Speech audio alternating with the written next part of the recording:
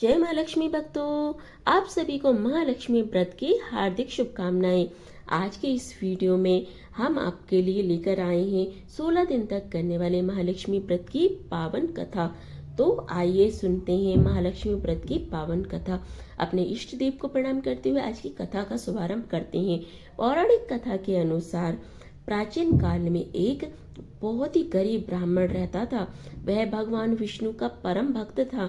एक दिन उसकी भक्ति से प्रसन्न होकर श्री हरि नारायण ने उसे दर्शन दिए और मन चाहा वरदान मांगने को कहा। ब्राह्मण ने कहा कि उसके घर में हमेशा माँ लक्ष्मी का स्थायी वास बना रहे। इस इच्छा को जानने के बाद श्री हरि विष्णु जी ने कहा कि उसे लक्ष्मी तो प्राप्त हो सकती है, लेकिन उसके लिए उसे थोड़ा प्रयत्न करना होगा। भगवान श्री हरि विष्णु ने कहा कि मंदिर के सामने एक स्त्री रोज आती है और यहाँ आकर उपले बनाती है। तुम अब बस अपने घर उन्हें आने का निमंत्रण दे देना, तो तुम्हारे घर में माँ लक्ष्मी का स्थायी वास हो जाएगा, क्योंकि वही स्त्री माँ लक्ष्मी है। अगर वह स्त्री तुम्हारे घर आती है तो तुम्हारा घर धन धान्य से भर जाएगा। इतना कहकर भगवान विष्णु अदृश्य हो गए। अगले दिन सुबह 4 बजे ब्राह्मण मंदिर के सामने आकर बैठ गया और जब धन की देवी माँ लक्ष्मी उपले थापने के लिए आई तो ब्राह्मण ने उन्हें अपने घर आने का निवेदन किया। ब्राह्मण के वचन सुनकर लक्ष्मी जी के समझ में आ गया कि यह सब कुछ विष्णु जी का किया धराया है।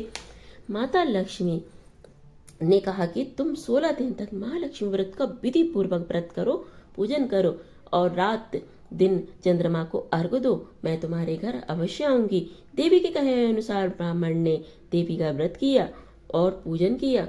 इसके साथ ही व्रत कथा सुनी, उत्तर दिशा की तरफ मुकर के लक्ष्मी जी को पुकारा। अपने वचन को पूरा करने के लिए धन की देवी प्रकट हुई और उन्होंने गरीब ब्राह्मण के हर कष्ट को दूर कर दिया और उसके घर को सुख समृद्ध संपत्ति से भर दिया। बोलिए माता लक्ष्मी की जय हो। अगली पौराणिक कथा सुनते हैं, माँ लक्ष्मी व्रत कथा की दूसरी पौराणिक कथा के अनुसार एक बार श्री हरि नारायण मृत्यु लोक में भूलोक में गमन करने के लिए निकल पड़े। माता लक्ष्मी ने भी निवेदन किया कि वह भी उनके साथ जाना चाहती हैं, लेकिन भगवान श्री हरि नारायण उनके स्वभाव से परिचित थे, इसलिए पहले ही उन्होंने यह कहा कि मैं आपको एक शर्त पर साथ लेकर चल सकता हूँ। माता लक्ष्मी जी मानी नहीं, बहुत मन में खुश हुई कि हाँ ठीक है, शर्त के साथ ही सही, भगवान साथ ले जाने के लिए तो तैयार हुए। माता लक्ष्मी जल्दी से बोली कि हाँ ठीक है, मुझे सारी शर्तें मंजूर है। भगवान विष्णु ने कहा कि मैं जो भी कहूँगा आप वैसा ही करेंगी, वैसा ही करना होगा। माता लक्ष्मी बोली कि ठीक है, आप जैसा कहेंगे मैं वैसा ही करूँगी। इतना कहकर दोनों भूलोक के लिए आकर विचरण करने लगे। एक जगह रुकर श्री हरि नारायण ने कहा कि मैं दक्षिण दिशा की तरफ जा रहा हूँ, आपको यहीं पर मेरा इंतजार करना है। ऐसा कहकर माता लक्ष्मी से श्री हरि नारायण भगवान दक्षिण दिशा की तरफ बढ़ गए।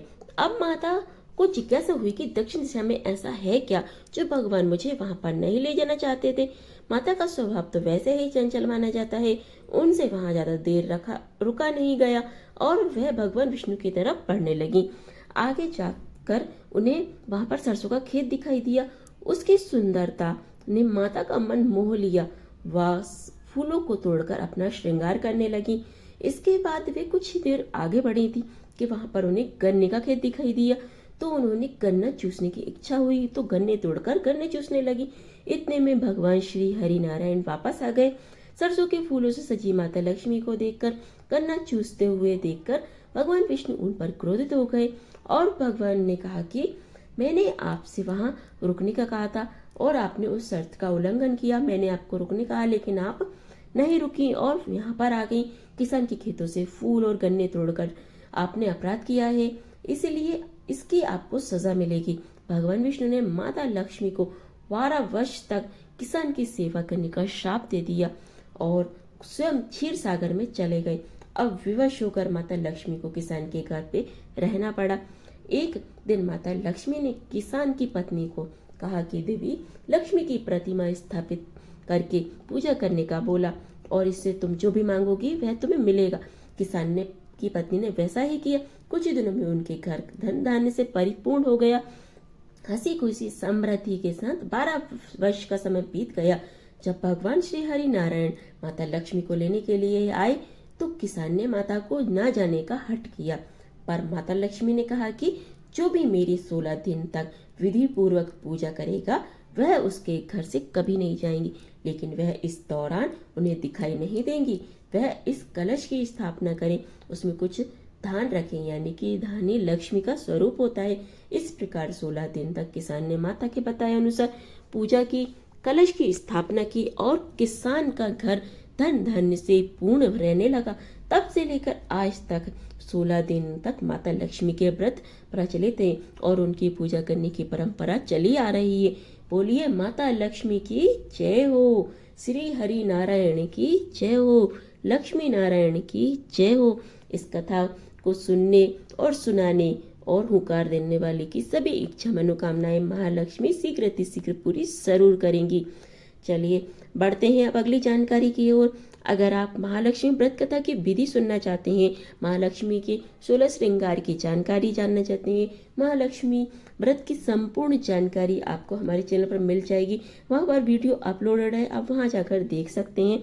और महालक्ष्मी व्रत की एक पौराणिक कथा और भी सुनाई जाती है, तो वह भी आप हमारे चैनल पर जाकर सुन सकते हैं, वहाँ पर वीडियो अपलोडेड है।